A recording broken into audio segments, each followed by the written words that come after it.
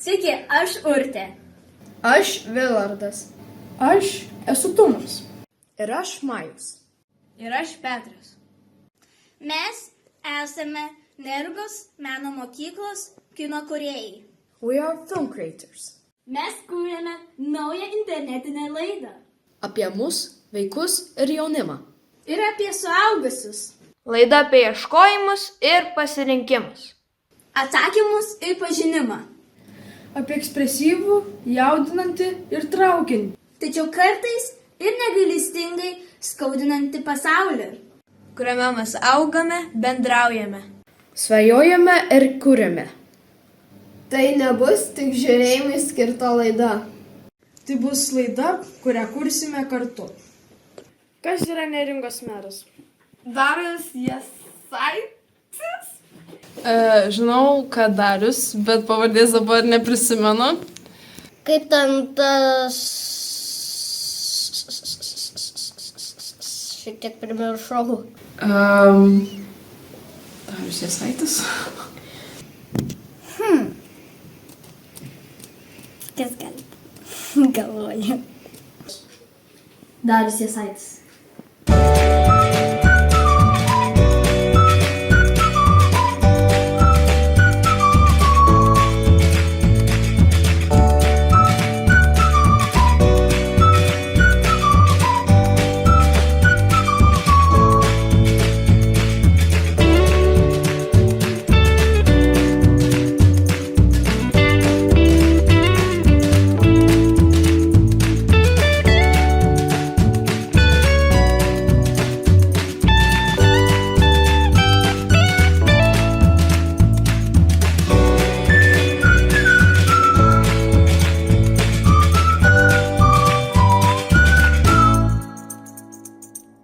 Ar vaikystėje turėjote svajonių, ką norėtumėte daryti, kai užaugsite?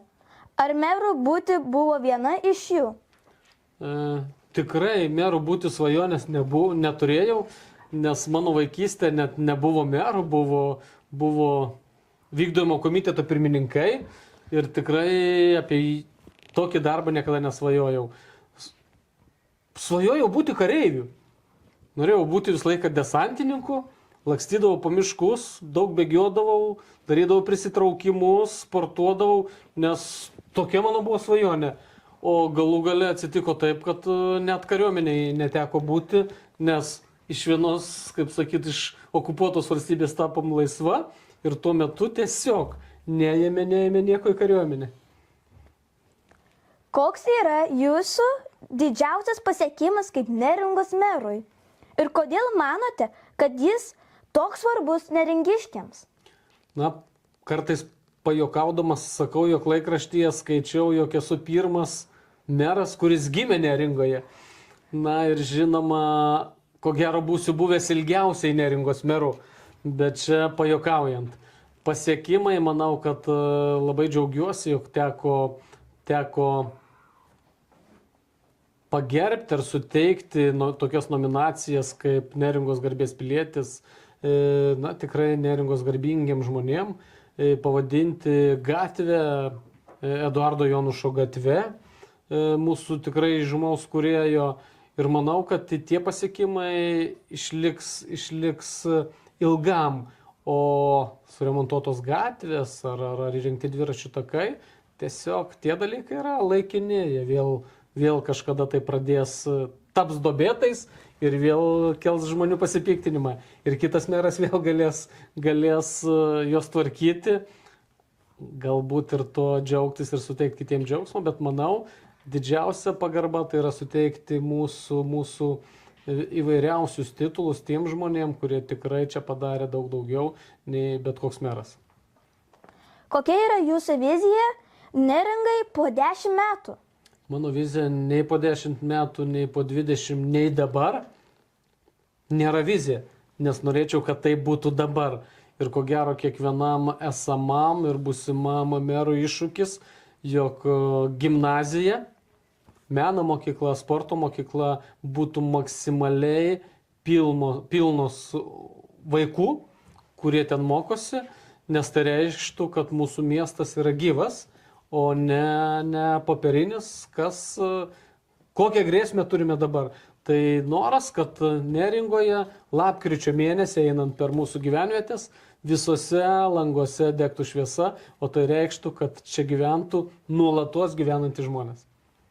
Kokį iššūkį, su kuriuo susidūrėte kaip meras, laikote didžiausiu ir kaip jį įveikiate? Didžiausias iššūkis, kurį aš sutinku ir prie kurio niekaip negaliu priprasti, tai yra biurokratija. Tai dokumentų tvarkymas, kuris yra labai labai ilgas. Kaip visiems nuolatos kalbu, norint pastatyti Neringoje bet ką, kas yra labai reikalinga vietiniam gyventojam ar atvykstantiem mūsų svečiam, reikia 17-20 metų tvarkyti vien dokumentus. Tai neužtenka dabar pagal teisės aktus netgi vienos mero kadencijos, kad sutvarkyti dokumentus. Tuo metu tai man yra visiškai nesupranta ir manau, jog tai yra didžiausia ne tik Neringos savivaldybės, bet ir Lietuvos problema, kurią politikai turėtų kažkaip tai išspręsti ir sutvarkyti. Kaip skatinate jaunų žmonių įsitraukimą į Neringos gyvenimą? Manau, kad Neringos savivaldybėje yra daugiausia galimybių įsitraukti į Neringos gyvenimą jaunimui, nes mūsų yra labai nedaug. Įsivaizduokime, jeigu Klaipėdoje yra daugybė mokyklų ir ne kiekvienas gali ateiti, paimti pas Klaipėdos merą interviu, tiesiog dėl jo labai didelio užimtumo, tad mūsų jaunimas turi galimybę, kaip aš sakau, kiekvieną dieną galite ateiti čia, domėtis visais vykstančiais procesais. Mes išgirstame ir klausome jaunimo minčių, stengiame jas įgyvendinti ir iš tikrųjų jaunimą kviečiame visur, kur tik tai jisai nori dalyvauti. Ką Neringos meras veikia? Ruošia visokius renginius, vadovauja savivaldybei ir prižiūri ją. Žinau, kad jis labai daug popierių pasirašinėja. Daugiau nelabai tiksliai galiu pasakyti. Jisai saugo Neringą, prižiūri miškus, kad jų nekirstų ir negadintų. Jisai visus dokumentus tam surašinėjo, kad policijai atlygis būtų, kad būtų ir socialinių darbuotojams būtų atlygis, kad visiems būtų tvarka. Gal ne tai, kad nurodinėja, bet padeda išlaikyti Neringą. O kaip padeda? Su ne pinigais, meilę miestui. Popierius tvarko. Kokius? Ar kaip? Parašus darbuotojų išeiginės. Veda susirinkimus, kartais pasakoja, kartais suorganizuoja ten kokius koncertus ar kažkas tokio. Kaip ir duoda paskirti žmogui, ką daryti, jam ką tvarkyti, valstybę, įstaigom. Jis važiuoja turbūt į renginius, tvarko dokumentus, galvoja, kaip miestui padėti ir viskas turbūt. Rengia posėdžius, nutarė, kaip gerinti gyventojų poreikius įvykdyti, gyventojų norus, kad geriau būtų, fainiau Neringoj. Registruoja dokumentus. O gal ką dar? Geria kavą. Skiria pinigus visiems, kad būtų sąžiningai. Ir žinoma, ir su Neringa, kad būtų viskas gerai, visiems būtų labai gerai ir visi linksmai gyventų. Mero funkcijos yra plačios. Aš jų net negalėčiau tikriausiai visų išvardinti, bet keletą, ką galėčiau pasakyti dabar, tai mūsų meras ne tik vadovauja, bet ir atstovauja mūsų savivaldybę. Taip pat vykdo Neringos savivaldybės tarybos sprendimus, teikia pasiūlymus tarybai. Taip pat paskiria ir atleidžia Neringos valdybės įstaigų vadovus. Taip pat, kai aš noriu eiti atostogų, meras mane išleidžia atostogų arba neišleidžia. Ką jūs darote visą dieną kaip meras? Ar tai smagu, ar kartais nuobodu? Na, ką tik su jūsų kolega, su kuriuo bendravome, rodžiau, ką šiuo metu turi daryti meras, neseniai keitėsi savivaldos įstatymas ir mero darbas dabar yra labai nuobodus pasidaręs. Tiesiog dėl to, kad meras turi pasirašinėti labai daug dokumentų, pradedant pašalpų išmokėjimų, žemės nuomų, įvairiausių sutarčių ir taip toliau. Tai iš tikrųjų, kai aš tapau kažkada meru, to nereikėjo daryti. Meras galėjo bendrauti su gyventojais, daugiau bendrauti su mūsų svečiais, vykti į komandiruotės ir ten reklamuoti ar sakykime, gerąją prasme bandyti pritraukti investicijų į mūsų miestą. Dabar mero darbas yra praktiškai daugiau kaip 50% sėdėjimas prie kompiuterio, skaitimas raštų, jų pasirašinėjimas, atrašinėjimas. Tai yra tikrai meras pasidaręs toksai administratorius, nebe politika.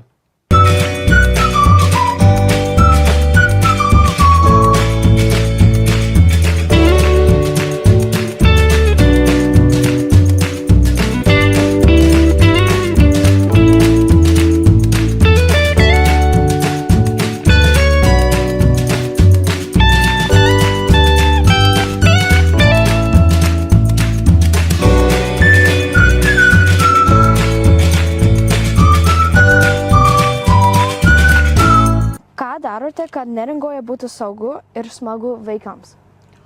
Manau, kad tiesiog pati geografija Kuršių nerijos lemia, kad čia yra saugu. Į vieną pusę jūra, į kitą marios, yra vienas kelias.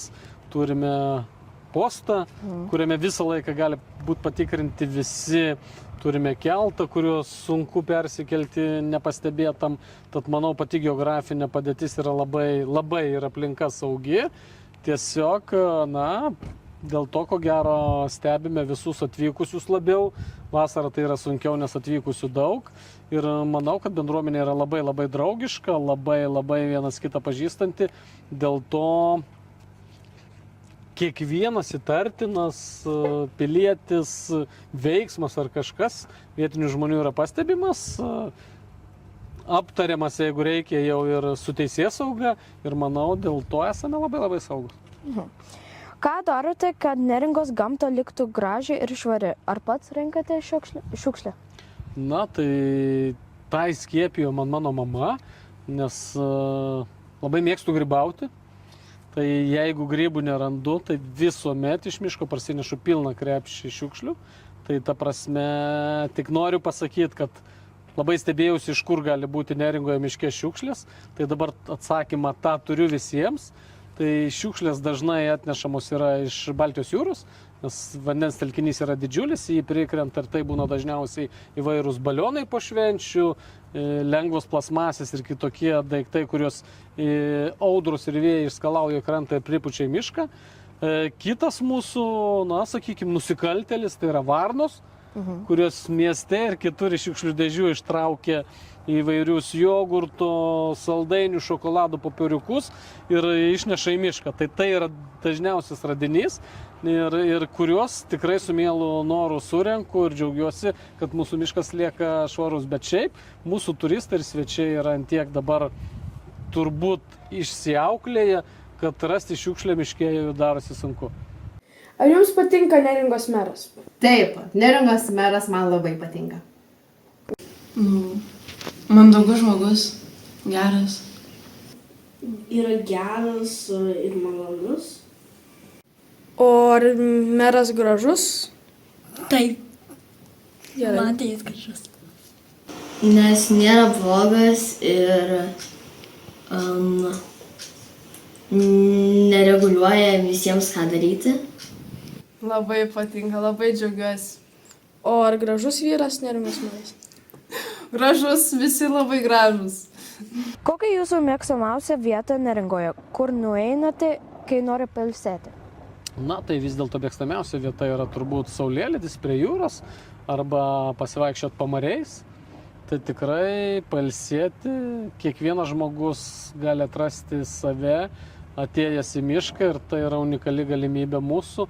Mokslo įrodyta jau yra, jog tai nėra tik tai psichologinis pailsėjimas, bet ir praleidus miške 3 valandas per dieną, jeigu yra tokia galimybė, tai gyvenimas tikrai labai ilgėja ir sveikėja. Ar kada nors bijojote priimti svarbų sprendimą? Kaip nusprendžiate, kas yra teisinga? Tikrai nuolatos. Tai yra mero, ko gero, didžiausia našta ir labiausiai sudėtingiausias darbas priimti sprendimą, nes visi tave žiūri. Ir neslėpsiu, nuolatos rimtesnius sprendimus bijau priimti, nes tai yra didžiulė atsakomybė. Tai ta pati Agilos statyba, ar griauti, ar statyti, tas pats Juodkrantės uostas, kada dar negali pradėti statyti, o laikas, iki kada turi stovėti, senka, ir dėl to gali savivaldybei kristi didžiulė našta. Tai manau, nors kiek atsakomybės jausmo turintis žmogus, to bijo, ir tai yra natūralu.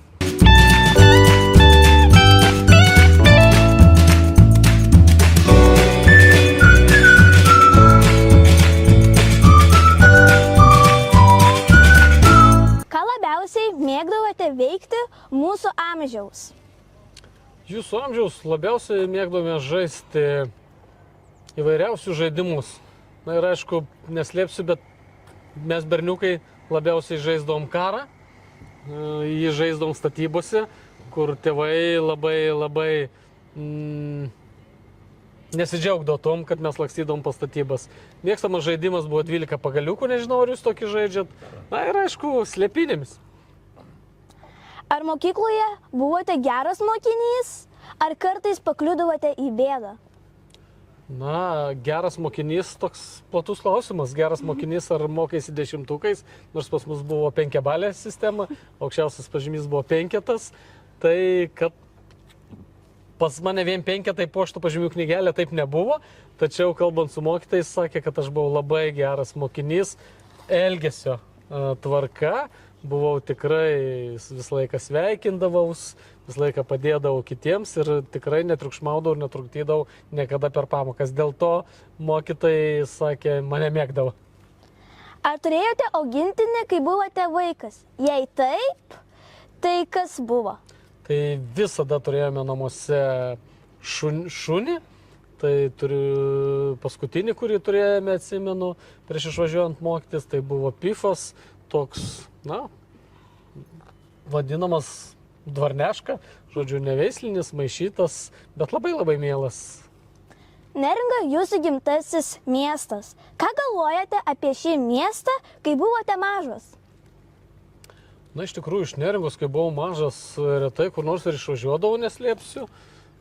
Iki 15 metų, ko gero, buvau tik tai keletą kartų Vilniuje, nes tuo metu iš tikrųjų susisiekimo transportas nebuvo toksai tobulas kaip dabar. Keliaudom nedaug, o čia augti man patiko.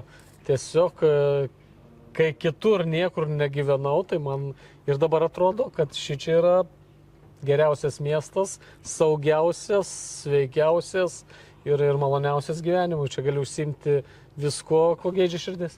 Ar tau patinka Neringa? Taip, Kodėl? nes aš čia gyvenu ir aš čia užaugau. Supratau. O ką tu čia veiki Neringai, kad tau taip smagu? Einu į mokyklą, esu suradęs daug draugų ir leidžiu laiką. Kaip laiką dar leidi? Laiką einu pasivaikščioti miške, važiuoju prie jūros ir žaidžiu su draugais. Atsipalaiduoti čia, mano nuomonė, lengviausias dalykas, kurį galima pasiekti čia, nes tu esi apsuptas gamtos. Ir aišku, visi žmonės tave ir pažįsta, tai tas toks bendruomeniškumas labai guodžia gal net. Tai malonu būti ne tik gamtoje, bet ir tarp žmonių. Tau patinka Neringa? Jo. O kodėl? Nes aš čia gyvenu, čia užaugau. O ką dar veiki? Žaidžiu su draugais, einu į mokyklą. Nu, vasarą galima maudytis. Nu, maudytis jūroje šiltoje Baltijos. Labai patinka, man labai patinka, kaip čia ramu, ne kaip mieste, Kaune ar Vilniui labai triukšminga, o čia man labai patinka, nes ir žvėrių yra ir gali ramiai pabūti prie jūros. Gražus vaizdai yra, žiemą yra daug sniego, vasara labai šilta jūra yra. Labai patinka. O kodėl tau čia patinka gyventi? Čia yra gamta ir ramu, nėra žmonių, triukšmo miesto ir padeda atsipalaiduoti. Labai gražus miestas, labai gražiai viskas. Patinka, kad tarp jūros ir marių. O ką tu veiki Neringoje? Einu su draugais, varau pasivaikščioti į mišką, pakopas. Ir jūra šalia, gražus vaizdai ir nėra labai nesaugu vaikščioti vakarais. Man tai žiauriai patinka ir man labiausiai patinka eiti į mokyklą. Todėl, kad čia yra ramu, nėra daug žmonių, kas man labai patinka. Galiu gyventi ramiai, apsupta ramios bendruomenės ir ramių mokinių. O ką jūs dar veikit Neringoje? Ką aš dar veikiu Neringoje? Neringoje neįmanoma neveikti, nevažinėti dviračio, nevaikščioti gamtoje. Tas man labai patinka. Kviečiu ir jūs tai daryti.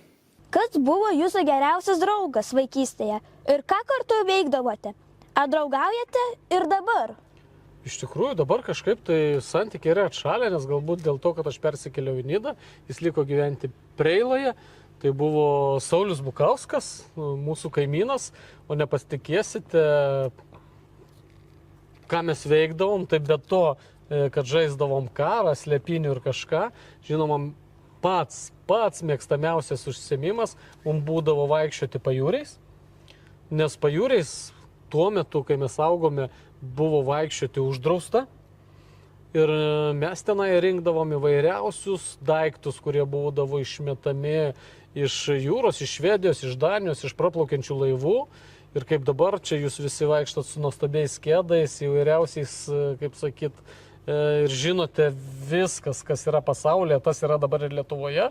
Tai tuo metu mes pasaulyje atrasdavom tik tai vaikščiodami pajūry, atrasdami tokius daiktus, kokių tuo metu Lietuvoje niekur negalėjai nei nusipirkti, nei įsigyti. Tai iš tikrųjų tai buvo įdomus užsiėmimas, bet tuo tarpu rizikingas, nes pasieniečiai, kurie saugodavo sieną, o siena buvo pajūrys, tai tikrai mus gaudydavo ir dažnai liepdavo skusti bulves, nors man neteko skust bulvių, pavyko to išvengti, bet ne vienas mano pažįstamas buvo priverstas tą daryti už bausmę, jog pažeidė pasienio režimą. Ar vaikystėje padarėte ką nors labai drąsaus ar išdykusio? Apie ką galėtumėte papasakoti? Ko gero, išdykusio padariau daug daugiau nei drąsaus, bet atsimenu vieną atsitikimą, kai mergaitė važiuodama su dviračiu Preiloje įkrito į baseiną ir aš pirmas, nors buvau dar visiškai jaunuolis, iššokau ir ją ištraukiau, tai atsimenu, kad jos tėvai taip nuoširdžiai dėkojo, jog atėjo vakare padėkoti ir tėvam, tai jaučiausi labai tokiu didvyriu.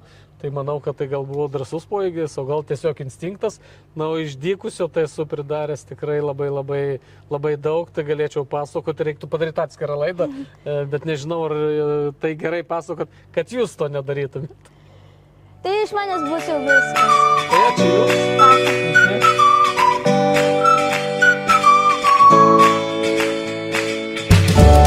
Skelbiame konkursą laidos pavadinimu. Tavo idėja gali tapti mūsų visų laidos vardu. Sugalvok pavadinimą mūsų naujai laidai. Rašyk jį komentaruose po šiuo įrašu. O laimėtoje laukia prizas. Kurio tikrai nenusivilsi. O gal tu pats nori filmuoti? Rašyti, kurti turinį arba tiesiog būti kadre.